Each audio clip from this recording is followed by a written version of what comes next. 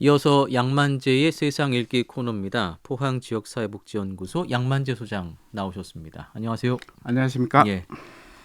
오늘은 포항 지역과 관련해 발표된 통계 수치 결과에 대한 이야기 준비하셨다고요? 그렇습니다. 이게 최근 통계청에서 청년 고용률과 출산율을 발표가 있을까요? 예. 또 한국보건사회연구원에서 사회재난의 불평등에 관한 조사 결과도 발표를 했습니다. 그리고 또 포항 도심 숲길 이용자들을 대상으로 한 지역 여론조사 결과가 언론을 통해서 발표됐는데요. 오늘 이 통계자를 근거로 해서 이야기를 해볼까 합니다. 통계 수치가 제법 많네요. 예. 자, 이 가운데 포항시 청년 고용률이 코로나19 이후에 역대 최고치를 기록했다고 하는데요. 뭐 좋은 소식이긴 하네요. 그렇습니다. 통계청이 지난 21일 발표한 2022년 하반기 주요 고용 지표에 따르면요. 포항 지역 고용률이 즉 15세 이상 인구 중 취업자 비율을 말합니다. 네. 지난해 고용률이 58.8%로 전년도 대비 0.3포인트를 향상되었다고 발표했습니다. 네. 경제활동 참가율도 0.7% 상승했고요. 고용 지표도 전년 대비 증가세를 나타내고 있습니다. 특히 청년 고용률의 경우 즉 15세에서 29세입니다. 취업자 비율이 전년도 같은 기간에 비해서 3.8% 향상된 38.8%로 코로나19 이후 30% 초반 중반에 머물던 수치가 역대 최고치로 갱신했다는 발표가 있었습니다. 예. 전체 고용률이 전년 대비 0.3%포인트 올랐는데 예. 특별히 15세에서 29세의 경우는 3.8%포인트란 말이죠. 이렇게 좀 고용률이 증가한 배경은 어디에 있을까요? 전문가들은 그럽니다. 작년부터 청년 고용률이 증가해 왔다고 합니다. 청년 고용률이 증가하는 청년 노동자의 공급 증가에서 찾고요. 특히 청년 고용률은 남성보다 여성에서 큰 증가 추세를 보여주고 있다고 합니다. 예. 작년 상반기 청년층 취업자 가운데 67.5%가 여성입니다. 청년 여성들은 비대면 서비스 사무직과 간호사 같은 보건직, 네. 음식 숙박업의 임시직이 많이 증가하면서 청년 고용률을 끌어올렸다고 합니다. 특히 음식 숙박업 임시직은 상반기 여성 취업자 증가분의 25.1%에 해당합니다. 네. 고용의 수는 증가했지만은 고용의 질이 다소 취약한 것으로 평가할 수도 있는 통계입니다. 그리고 작년 하반기부터 코로나 방역 규제가 풀린 것도 청년 고용률이 아마 증가하는데 기여했지 않는가 이렇게 예. 전망할 수 있습니다. 청년들의 일자리가 증가했다는 것은 분명 반가운 소식인데요. 말씀하셨던 것처럼 양과 함께 일자리의 질도 좀 개선이 되어야 될 것 같습니다.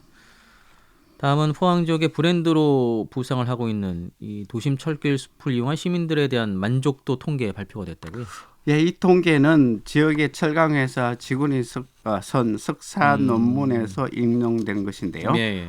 저자는 현대제철 포항공장에 근무하는 김철원 씨로 철도 폐선 부지를 재생한 도시공원에 대한 이용자 만족도 연구라는 석사 논문을 썼습니다. 예. 이 논문에서 2021년에서 2022년 2년간 철길 이용자 207명을 상대로 안내시설과 휴게시설, 수경시설, 위생시설 등 7개 분야에 대한 만족도와 애착도, 호감도를 조사했는 통계치입니다. 예, 만족도는 높지 않았을까 싶은데 어떤 결과가 나왔을까요? 그렇습니다. 이용자 만족도는 매우 높았습니다. 높은 만족도가 26.6%, 매우 만족이고요. 만족이 54.1%로 이용자 다수가 만족한다는 결과가 나왔습니다.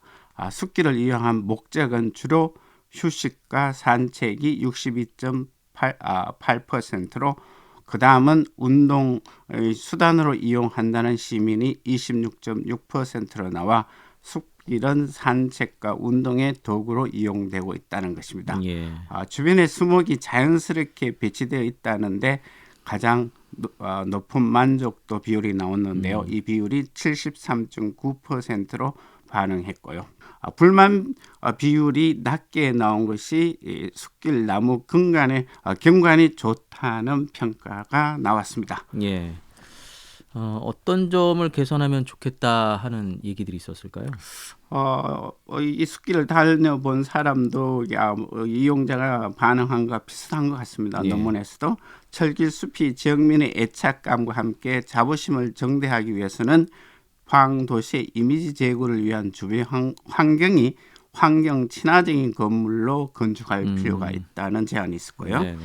부대 시설로는 주차장 확충도 필요하고 운영의 효과를 정대하기 위해서는 주민들과 전문가 그리고 시민단체가 참여하는 포항 숲길 협의체 운영을 모색할 필요가 있다고 제안을 했습니다. 예, 이 철길 숲이 2009년에 시작이 됐어요. 예, 그리고 예. 10년 만에 아시아 도시 경관 상을 받기도 했었는데요. 그런 만큼 포항시와 시민들 모두를 상징하는 그런 시의 브랜드로 인정받을 수 있도록 또 노력들이 뒷받침되어야 될 것 같습니다. 다음은 어떤 통계가 발표됐죠? 다음은요. 통계청이 지난 22일 2022년 출생과 사망 통계를 발표했습니다. 네. 여성 한 명이 평생 낳을 것으로 예상되는 합계 출산율이 지난해 0.78명으로 전년도에 0.81명에서 0.03 감소했다는 겁니다.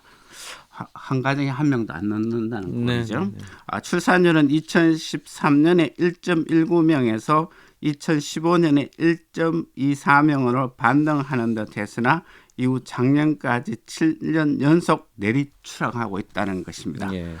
출산율이 사상 최초로 0.7명대까지 떨어졌다면 비상 경고 등이 커졌다고 할 수 있습니다.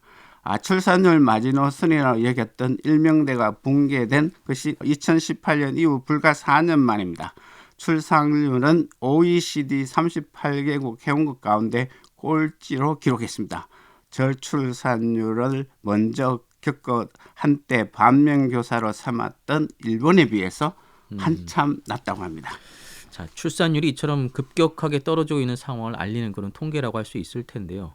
포항 지역의 출산율은 어떻게 나왔을까요? 제가 조사를 해봤는데요. 포항 지역의 작년 출산율은 평균 0.78명에 비해 0.11명 높은 0.89명이었습니다. 네. 2018년에 1.12명이고요. 2020년에 0.95, 2021년에 0.88, 22년에 0.89로 1년 사이에 0.01 증가했는데요. 네. 했다고 할 수 있는지 아주 미묘한 수준입니다. 떨어지지 않는 것만으로 만족해야 하는 그런 수준입니다. 서울이 0.59명으로 가장 낮았고요. 이어 부산이 0.72, 인천이 0.75명 등의 순입니다. 17개 광역지자체 중에서 합계 출산율이 1명을 넘긴 곳은 유일하게 세종시가 1.12명으로 가장 높습니다.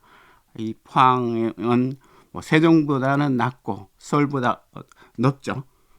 그런 면에서 OECD와 0.1 차이가 밖에 나지 않는 그런 수준입니다. 자, 이 출산율이 계속 감소하고 있다는 경고들이 들어와서 사실 정부에서도 예산을 대거 투입을 했는데 투입한 거에 비하면은 큰 증감을 보여주지 못하고 있다는 것이 상당히 좀 큰 문제가 아닌가 싶어요. 그렇습니다. 자료에 따르면요, 정부가 지난 15년간 출산율을 높이기 위해서 280조 원에 달하는 막대한 예산을 쏟아부었지만 저출생 현상은 날로 심화되고 있다는 분석입니다. 전문가들은 단편적 단기적 정책보다는 장기적인 종합 대책이 필요하고요. 또 청년 세대의 결혼은 해야 하고 결혼하면 아이를 낳아야 한다는 가치가 필수가 아닌 선택이 된 상황입니다. 이들이 자립을 지원하고 삶의 질을 높이는 실질적인 지원책들을 개발해야 한다는 목소리가 오래전부터 나왔지만은 그 효과가 별반 실효성을 갖지 못하는 것이 문제라는 지적이 많습니다. 전문가들은 청년 세대들이 실제 결혼과 출산을 고민할 시점 상황에 대비해 주거와 육아 등의 정책이 필요하다고 주장합니다. 주택 가격이 1% 상승하면 이듬해 학계 출산율은 0.002명이 감소하는 연구 보고에서 근거를 해서 제안하는 정책이기도 합니다. 예. 자, 마지막으로 포항의 흰남노 태풍과 관련한 통계 발표 있었죠?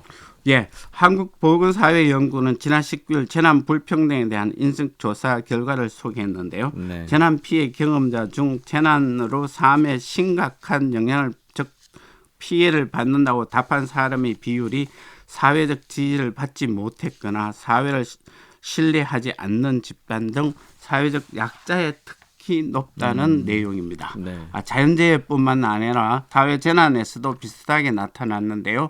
하청 계층인 사람 중에 65.7%가 심각한 재난을 피해 입었고 중산층과 상층이 52.5%인데 비해 13.2% 높게 나왔습니다. 이는 네. 취약계층, 사회적으로 지지받지 못하는 사람이 재난이 발생하면 많은 피해를 받는다는 통계입니다. 사회적인 약자인 집단은 재난 회복에도 불만이 높은 걸로 나왔습니다. 자연재난으로 피해를 당한 경험자가 10.7%가 회복되지 않는다고 응답했는데요. 이러한 비율은 중졸이하거나 하청 비정규직, 사회적 지지를 받지 못하는 경우 사회 신뢰를 하지 않는 집단이 특히 높게 나왔다는 겁니다. 예. 따라서 포항이 지난해 발생한 흰남노 태풍으로 큰 피해를 입었지 않습니까? 네. 통계에 근거를 해서 포항시가 태풍 피해를 입은 시민들 중에 특히 사회적 약자, 취약계층에 대해서 특단의 지원 정책을 수립할 필요가 있다는 근거라고 할 수 있겠습니다. 예. 자, 오늘은 포항 지역과 관련해 발표된 통계 수치 결과들 함께 좀 정리해봤습니다. 세상 읽기 지금까지 양만재 소장이었습니다. 말씀 고맙습니다. 고맙습니다.